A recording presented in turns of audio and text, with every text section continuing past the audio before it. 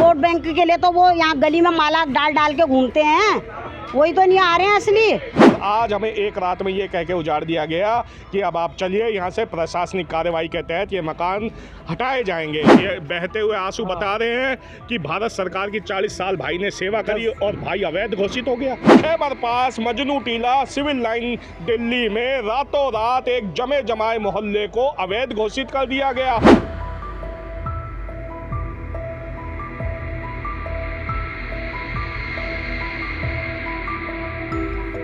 अब आप लोगों के पास प्री प्लान क्या है, कहाँ रहेंगे आप लोग? बरसात का मौसम भी है।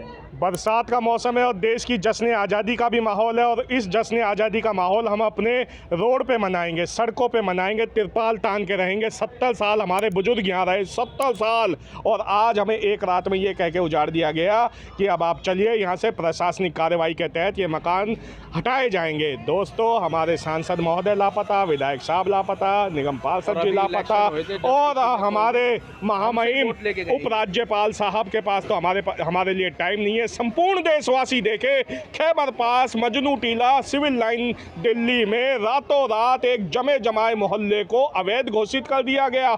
और चंद साल पहले पार्श्वनाथ जैसी एक बड़ी बहुराष्ट्रीय कंपनी वैध है, लेकिन 70 साल से एक स्थान पर रहने वाला आदमी अवैध है।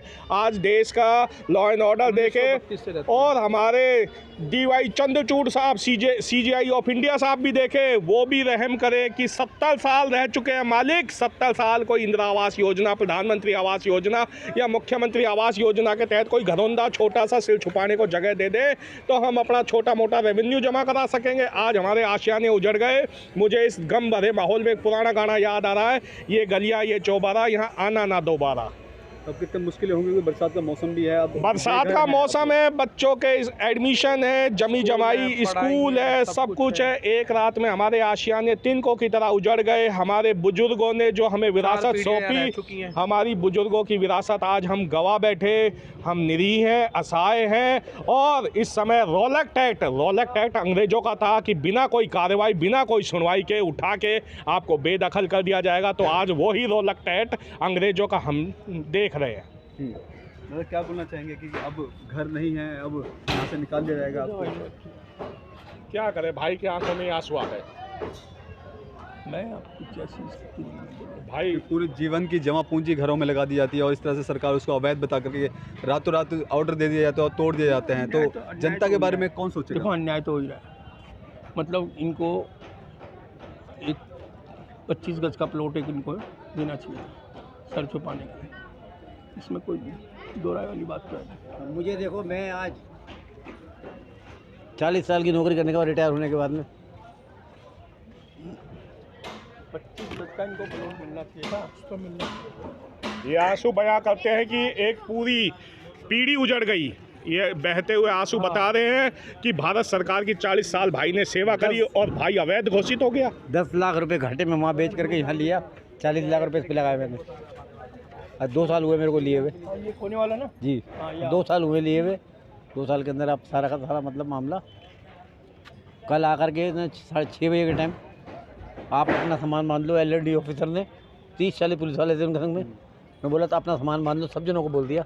उसके बाद इस गली में गए, फिर मार्केट में घूमते हुए होते हुए आते, तो सब बांध लो आप, कल आपका ये शनिवार को डेमोलेज कर दिया जाएगा। मैं तो 2 साल से आया पड़ी, क्योंकि 2 साल मुझे क्या पता लगेगा कि क्या दिया क्या नहीं दिया था। अंदर एक नोटिस लगाया गया था कि 32 एकड़ के लिए है। 32 एकड़ के लिए बाद में कह रहे कि जी कल आके कह रहे 32 एकड़ के अंदर सारा का सारा एरिया 32 एकड़ में आता है। बहुराष्ट्रीय कंपनियों को दिया जा रहा है ये।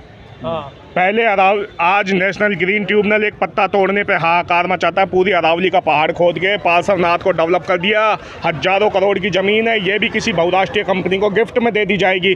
ये मीडिया देख लेना, 2 साल बाद यहाँ बहुराष्ट्रीय अट्टालिका यानी बड़ी बड़ी इमारतें खड़ी होंगी और गरीबों को हटा के यहाँ 20-20 करोड़ के फ्लैट बिक जाएंगे, जैसे पारसनाथ में बिक रहे हैं। पड़ोस में पारसनाथ, ये बिल्डिंग के सामने भी आगे जाओगे दिखेगी आपको। वोट बैंक के लिए तो वो यहाँ गली में माला डाल डाल के घूमते हैं, वही तो नहीं आ रहे हैं असली। क्या LG के सभी बिकी हुई, हमको तो लग रहा है पूरे सब बिके हुए हैं। जज, वकील, क्या वो नेता, सब एक साठ गांठ और की है।